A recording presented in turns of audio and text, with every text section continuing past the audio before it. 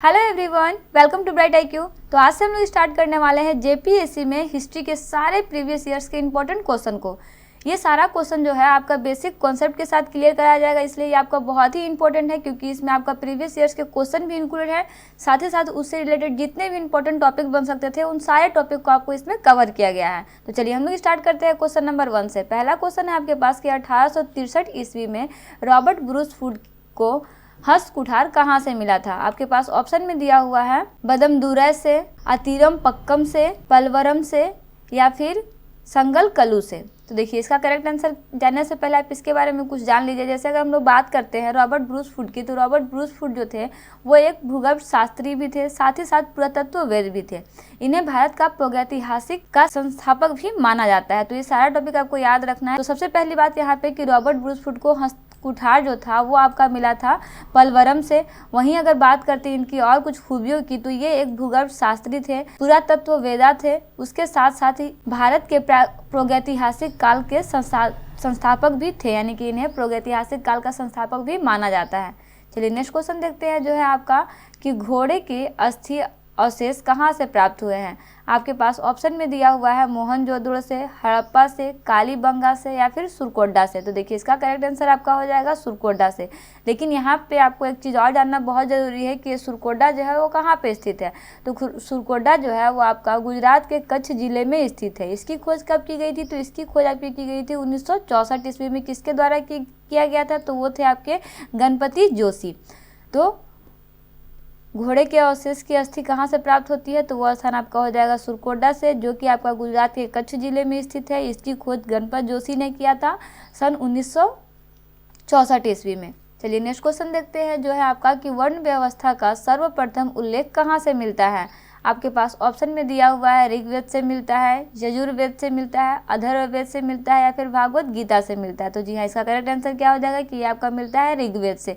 ऋग्वेद में और भी कुछ चीज़ों आपको जानना जरूरी है। जैसे ऋग्वेद में आर्य वर्ण और दास वर्ण का उल्लेख किया गया है। ये आपको याद रखना है कि यहाँ पे 2 वर्ण का उल्लेख किया गया है। पहला आपके आर्य वर्ण है और दूसरा आपके दास वर्ण है। चलिए नेक्स्ट क्वेश्चन देखते हैं। नेक्स्ट क्वेश्चन है किस स्थान पर महात्मा बुद्ध ने सर्वप्रथम उपदेश दिया था, यानी कि प्रथम बार उपदेश कहाँ पे दिया था। आपके पास ऑप्शन में दिया हुआ है सारनाथ में, बोधगया में, कुशीनगर में या फिर लुम्बिनी में। चलिए इसके लिए भी कुछ समझते हैं। जैसे अगर हम लोग बौद्ध के प्रथम धर्मोपदेश की बात करें तो वो जगह था आपका सारनाथ। बट अगर बात करते हैं सर्वाधिक धर्मोपदेश की कि सबसे ज़्यादा धर्मोपदेश कहाँ पे दिया गया था, तो वो स्थान था आपका श्रावस्ती। तो ये आपको याद रखना है कि प्रथम बार जो था वो आपका सारनाथ में दिया गया। सारनाथ कहाँ है आपका? तो ये ऋषिपट्टनम में है। वहीं अगर सर्वाधिक की बात की जाए कि सबसे ज़्यादा कहाँ पे दिया गया था, तो वो स्थान है आपका श्रावस्ती।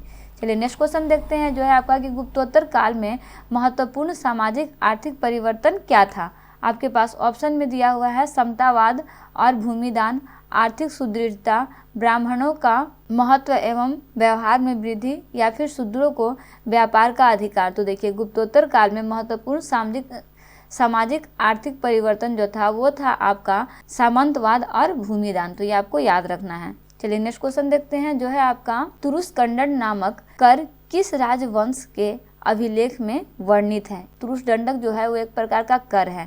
तो इसके बारे में जानते हैं। जैसे बोला गया है कि किस राजवंश ने वर्णित किया है, तो आपके पास ऑप्शन में दिया हुआ है प्रतिहार ने, परमार ने या फिर गढ़वाल ने या फिर चाहमान ने। तो देखिए इसको आप समझिएगा ना कि ये कर जो था ना वो आपका वर्णित किया गया है गढ़वाल ने। लेकिन अगर इसकी बात की जाए कि ये बेसिकली किस पे लगाया जाता था, तो ये कर जो है वो बेसिकली मुस्लिमों पर लगाया जाता था। तो ये आपको याद रखना है कि तुरुष्कंडक कर जो था वो बेसिकली किस पे लगाया जाता था, तो मुस्लिमों पर लगाया जाता था। इसका राजवंश के अभिलेख में किस राजवंश के अभिलेख में वर्णित है, तो वो है आपका गढ़वाल के अभिलेख में वर्णित है। चलिए नेक्स्ट क्वेश्चन देखते हैं। नेक्स्ट क्वेश्चन है 2.5 दिन का झोपड़ा किसने बनवाया।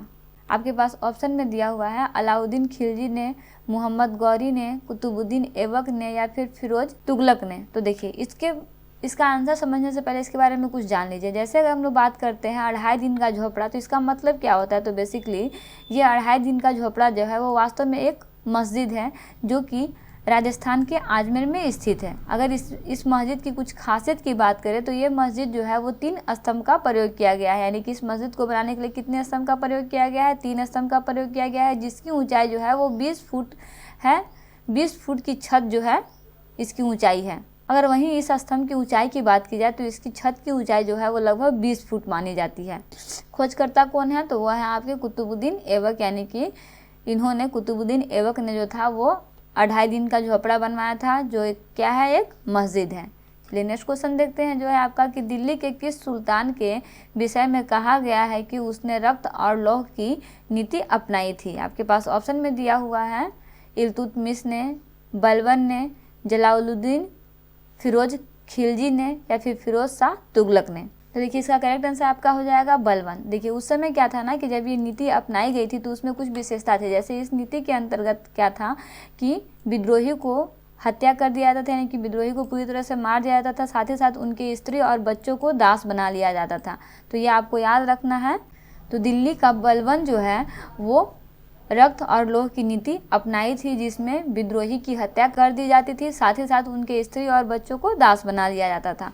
नेक्स्ट क्वेश्चन देखते हैं जो है आपका कि निम्नलिखित में से किस सुल्तान ने सर्वप्रथम ब्राह्मणों से जजिया कर वसूला था या फिर वसूल किया था? तो वो आपके पास ऑप्शन में दिया हुआ है बलबन, अलाउद्दीन खिलजी, गयासुद्दीन खिलजी, या फिर फिरोज शाह तुगलक। तो देखिए वो व्यक्ति आपका था फिरोज शाह तुगलक। अगर यहाँ पे कर की बात किया तो कर कुछ इस तरह से वसूल किया जाता था, जैसे संपन्न वर्ग से 40 टाका, मध्य वर्ग से 20 टाका, और जो सबसे निम्न वर्ग के लोग होते थे उनसे 10 टाका प्रति वर्ष वसूल किया जाता था। ये था इसका कर का एक बेसिक सा फंडा, और बोल सकते हैं बेसिक सा रूल्स, जो कि पहली बार ब्राह्मणों से लिया गया था। लेने वाला व्यक्ति कौन था? तो वो था आपका फिरोज शाह तुगलक। चलिए नेक्स्ट क्वेश्चन देखते हैं। नेक्स्ट क्वेश्चन है कि मुगल में वह कौन सी पहली इमारत है जो पूर्णतः संगमरमर से बनी है? सोच समझ के इसका आंसर दीजिएगा ना। आपके पास ऑप्शन में दिया हुआ है हुमायूं का मकबरा, अकबर का मकबरा, शाहजहां का मकबरा, या फिर एतमादुद्दौला का मकबरा। तो जी हाँ, इसका करेक्ट आंसर आपका क्या हो जाएगा कि वो व्यक्ति आपका था एतमादुद्दौला का मकबरा, जो कि पूरी तरह से संगमरमर का बना था। इसके बारे में कुछ फैक्ट जान लेते हैं। जैसे अगर बात करते हैं मुगल काल में, तो मुगल काल में एतमादुद्दौला का मकबरा जो था वो पहला इमारत है जो पूर्णतः संगमरमर से बना था। इसका खासियत क्या था? तो इस मकबरे का निर्माण जो है वो आपका 1626 ईस्वी में नूरजहां बेगम ने करवाया था। ये आपको याद रखना है। इस मकबरा का निर्माण कब हुआ था? तो वो हुआ था आपका 1626 ईस्वी में। किसके द्वारा कराया गया था? तो वो व्यक्ति थे आपके नूरजहां बेगम।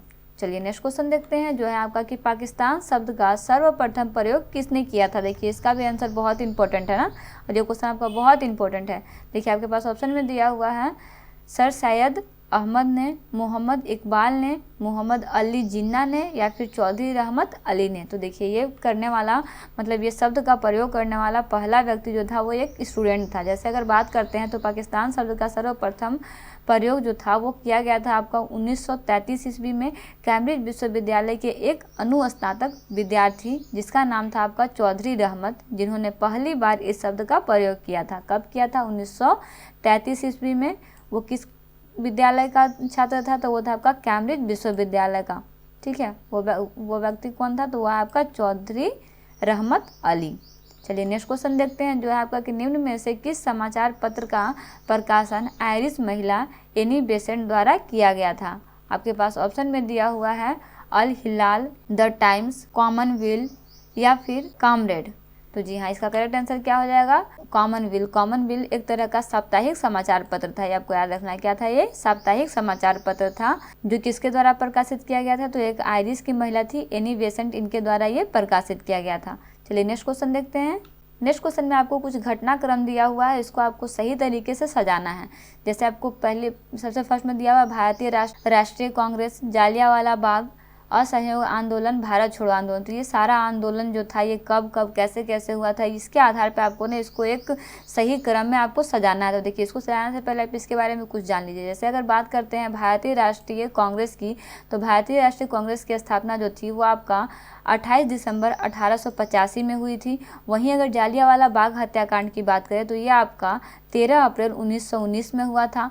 और असहयोग आंदोलन का प्रारंभ जो था वो 1 अगस्त 1920 में हुआ था। वहीं अगर भारत छोड़ो आंदोलन की बात की जाए तो ये सबसे लास्ट में आपका हुआ था 9 अगस्त 1942 ईस्वी को। दैट मीन्स इसका करेक्ट आंसर क्या हो जाएगा, सबसे पहले आपका होगा भारतीय राष्ट्रीय कांग्रेस, दूसरा में होगा आपका जालियांवाला बाग हत्याकांड, तीसरा में होगा असहयोग आंदोलन, चौथा में होगा भारत छोड़ो आंदोलन। दैट मीन्स इसका करेक्ट आंसर क्या हो जाएगा, ऑप्शन ए। चलिए नेक्स्ट क्वेश्चन देखते हैं जो है आपका कि पुर्तगाली नियंत्रण से गोवा कब स्वतंत्र हुआ था। तो पुर्तगाली नियंत्रण से जो था वो गोवा स्वतंत्र हुआ था आपका 1961 ईस्वी में।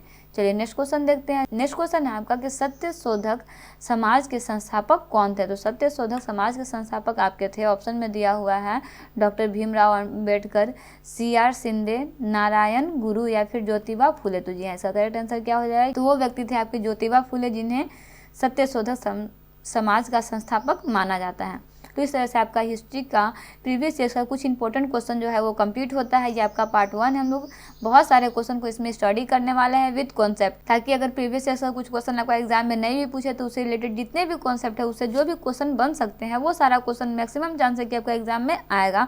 तो इन सारे क्वेश्चन का आप अच्छे से प्रैक्टिस करते रहिए। मिलते हैं नेक्स्ट वीडियो में एक इंपॉर्टेंट टॉपिक, एक इंपॉर्टेंट क्वेश्चन के साथ।